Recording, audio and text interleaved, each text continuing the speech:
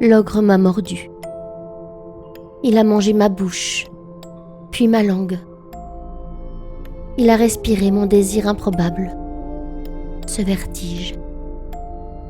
Puis il a pris ma chair avec ses dents. C'était douloureux.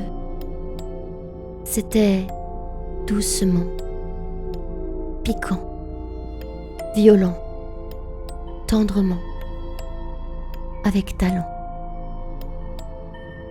Mon ogre m'a prise un instant seulement, dans un éclair, un cri.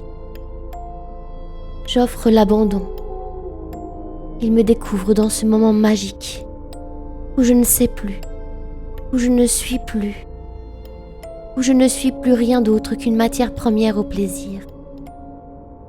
Je veux l'emporter dans cette douce folie qui fait de moi une autre que je ne connais pas, une autre qui ne sait rien, qui ne pense pas, qui ne sait que jouir et jouer. Cette autre-là est pour lui. Je la lui livre en conscience, en confiance. L'ogre m'a mordu, et cette morsure brûle encore. Il a mordu et me laisse affamée de lui. Il a mordu mon être tout entier, ma peau, ma tête, mon cœur. Parfois, les ogres vous dévorent bien plus qu'ils ne le pensent. Parfois, ils ne se rendent pas compte que la morsure irradie, voyage, conquiert et reste brûlante quelque part à l'intérieur. Vous m'avez mordue tout entière. Suivez-moi. Notre plaisir n'est que lumière. Je sais votre détresse. Sur ma peau sensible, cicatrice et tendresse.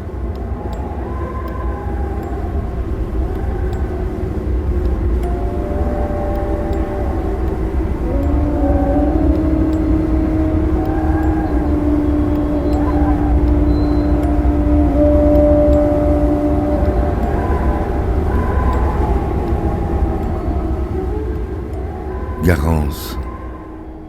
Ce soir, l'ogre a mangé les hommes. Leur sang n'était plus que pu amer d'une gangrène universelle. De partout l'assourdissaient les cris et les plaintes d'une même souffrance, celle d'exister.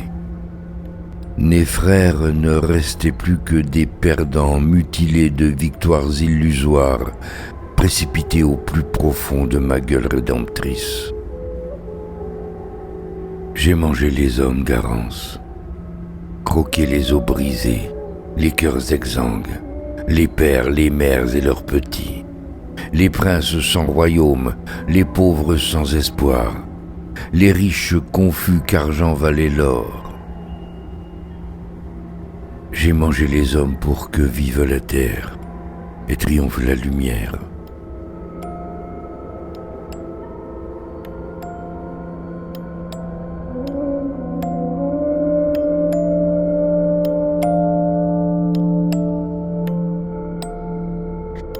Après la foudre, que reste-t-il de la vie ?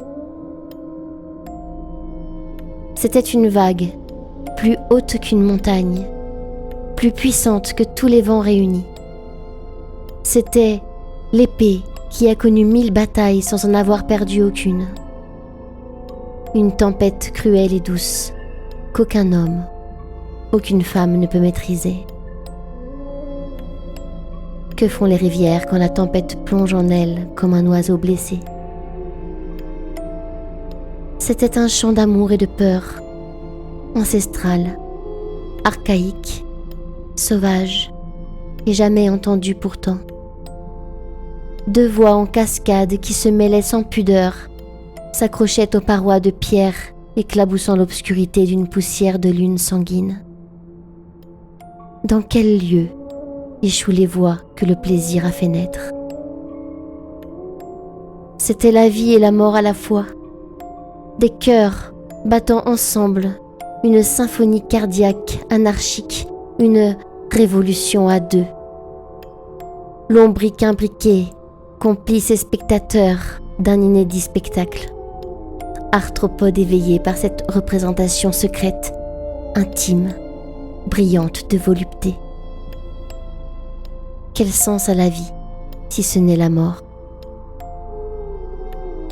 Et après, quand le silence, quand il n'y a plus de mots, quand on n'attend plus rien, quand l'écho de la vague chuchote, quand on touche le bonheur du bout des lèvres, quand il ne reste que des regards pleins de couleurs d'un jour qui veut naître, que fait-on? Nu, brûlant, sur la terre froide.